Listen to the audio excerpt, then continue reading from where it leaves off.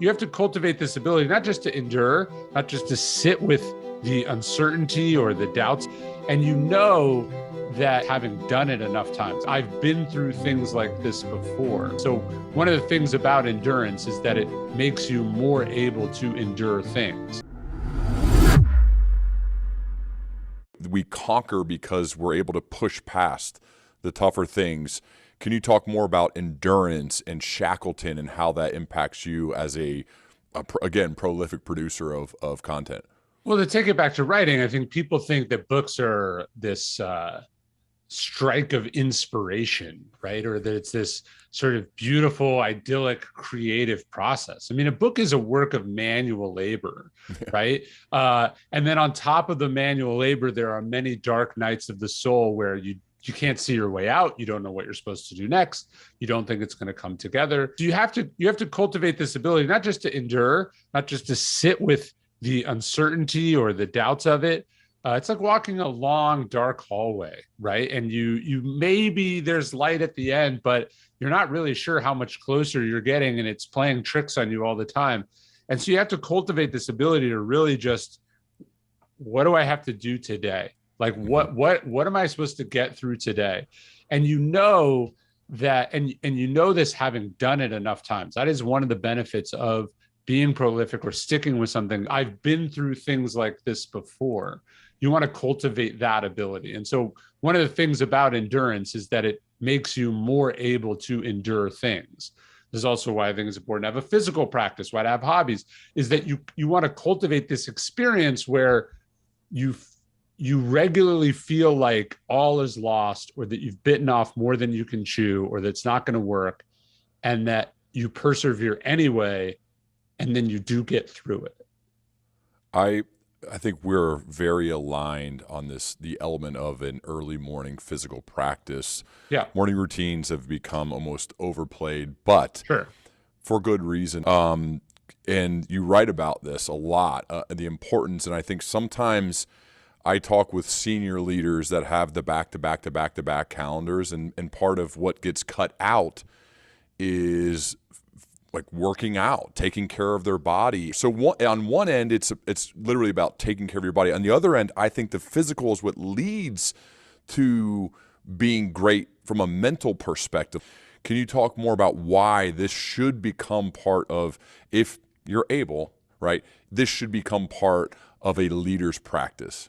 Yeah, I mean, I have a bunch of thoughts there. Specifically on the calendar thing, I think I look at some people that I know's calendar and I go, that doesn't seem like a rich life, right? Like, you go like, wow, you're very powerful, and yet like you have no control over what your day looks like. Your day is entirely owned by other people. Mm-hmm. To me, that doesn't sound great at all.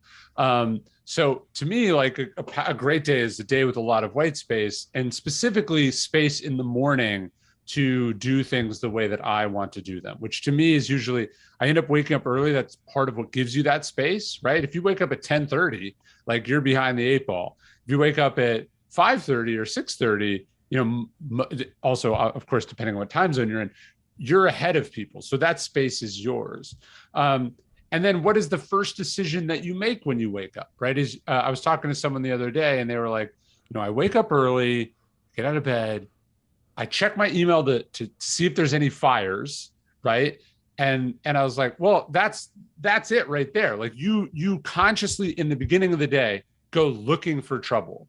Of course you find it. You always are going to find something to be upset about, something to take up some of your time, something to distract you. I think you've got to protect that space in the morning. And I know that if I get up at a good time, I get outside, I get some exercise, I don't get sucked in the phone, and maybe I do a little bit of work, like a little bit of writing, like it could be 10:30 and like I've already won, most of the day. I mean, there's still a lot more to do, and there's things that can determine whether it's a super great day or a pretty good day, but it's not going to be a terribly unproductive, unpleasant day if I start things off right. Well begun is half done is a great expression that I like. And longer term too, it's just the benefit of taking care of yourself.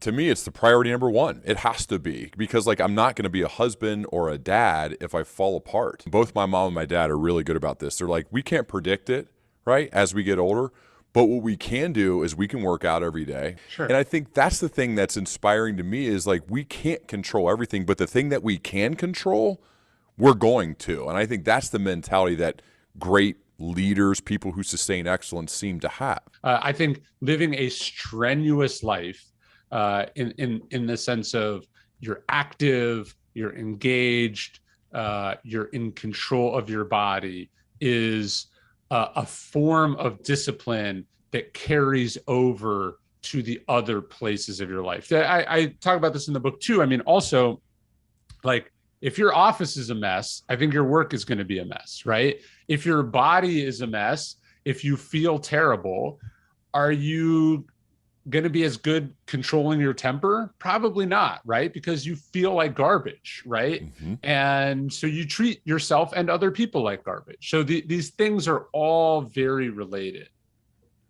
Hey everyone, I am Ryan Hawk. If you'd like to ensure you're seeing all of the amazing interviews we're going to do, and we have some good ones coming up, then smash that subscribe button. I thank you for viewing, and I look forward to you being a part of this learning leader journey moving forward. Thank you so much.